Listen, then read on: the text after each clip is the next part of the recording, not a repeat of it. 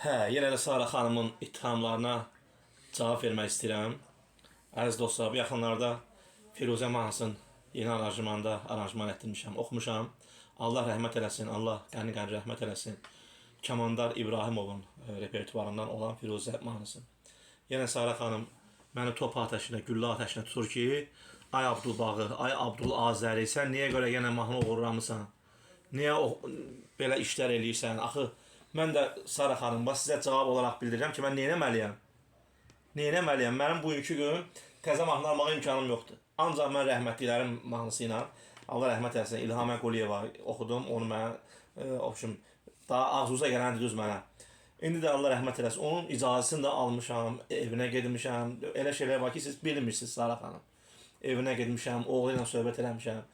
Demişəm Allah rəhmət eləsin Kəmandar müəllimə. Yəni icazə versəydiniz mən o mahnını, onun ümumiyyətlə repertuarına mən həmişə toylarda, el şənliklərində üstünlük verirəm, oxuyun. Oxumuşam, yazdırmışam, maşallah sevilir. Axı sizin paxıllığınızın adı nədir? Nə istəyirsiniz məndən? Ayıb deyil. Mən necə danışım sizinlə başqa? Nətər, hansı dildə danışım? Siz jurnalist, mən ifaçı. Mən başarmıram sizinlə. Mənim çarəm budur ki, ancaq məhkəməyə müraciət edeyim. Başqa yolum yoxdur, inciməyin məndən.